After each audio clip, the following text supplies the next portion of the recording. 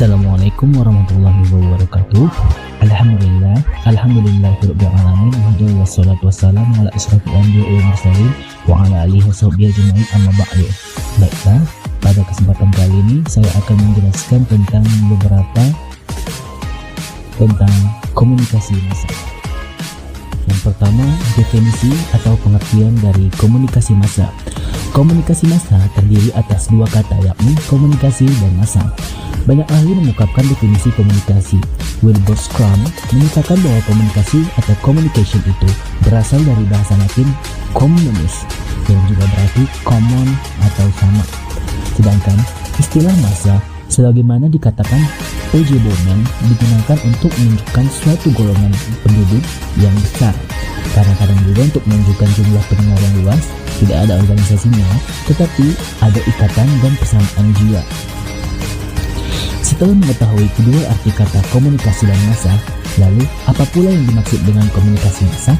Menurut Bittner, komunikasi massa adalah pesan yang dikomunikasikan melalui media massa pada sejumlah besar orang-orang. Pengertian ini justru paling sederhana, namun sepertinya syarat oleh makna. Selanjutnya yaitu ciri-ciri komunikasi massa. Ciri-ciri komunikasi massa juga sangat bervariasi menurut pandangan ahli. Salah satunya adalah menurut pandangan Astrid S. Susanto, yaitu yang pertama, komunikasinya ditujukan kepada mereka yang tidak dikenal atau anonim. Yang kedua, bersifat heterogen. Dan yang ketiga, menggunakan media massa ataupun tidak. Dan keempat, sasaran yang dicapai adalah mereka yang tidak menerima pesan pada tempat yang sama, akan tetapi pada saat yang bersamaan, terutama media elektronik. Yang ketiga adalah ruang lingkup komunikasi massa. Secara pandangan klasik, ruang lingkup komunikasi massa ada 5, yaitu yang pertama ada surat kabar, yang kedua ada majalah, yang ketiga radio, yang keempat televisi, dan yang kelima ada film. Secara pandangan modern, ruang lingkup komunikasi massa ada 3. Yang pertama media sosial, yang kedua media online, dan yang ketiga internet. Selanjutnya, proses komunikasi massa sangat kompleks karena setiap komponennya mempunyai karakteristik dan sifat. Beberapa sifat dan komponen komunikasi massa tersebut meliputi yang pertama komunikator, yang kedua pesan, yang ketiga media, keempat khalayak, dan yang kelima filter, dan keenam umpan balik. Elemen atau sering juga disebut komponen komunikasi massa pada dasarnya tidak begitu berbeda dengan komponen komunikasi pada umumnya. Elemen yang dimaksud itu adalah komunikator atau si penyampai pesan kepada audien atau khalayak. Kemudian, pesannya yang tidak lain adalah informasi lalu disampaikan oleh komunikator. Selanjutnya adalah fungsi komunikasi massa menurut para ahli. Menurut Harold de Lasswell, fungsi komunikasi massa ada 3. Yang pertama, fungsi pengawasan, yang kedua fungsi korelasi, dan yang ketiga fungsi pewarisan sosial. Menurut Charles Robert Wright, fungsi komunikasi massa ada 4. Yang pertama, fungsi pengawasan, yang kedua fungsi korelasi, yang ketiga fungsi pewarisan sosial, dan yang keempat fungsi hiburan.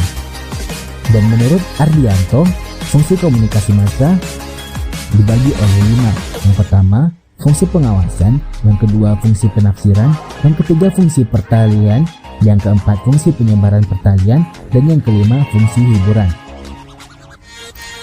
Yang kedua adalah fungsi komunikasi massa bagi individu. Fungsi komunikasi massa bagi individu ada beberapa poin. Yang pertama, pengawasan atau pencarian informasi. Yang kedua, fungsi pengembangan diri. Yang ketiga, fasilitasi dalam hubungan sosial. Yang keempat, substitusi dalam hubungan sosial. Yang kelima, membantu melegakan emosi atau afeksi. Yang keenam, sarana pelarian dari ketegangan dan keterasingan. Dan yang selanjutnya, bagian dari kehidupan ritual, rutin atau ritualisasi. Selanjutnya ada fungsi komunikasi massa bagi masyarakat. Menurut Lasswell dan Wright, fungsi komunikasi massa bagi masyarakat ada 4.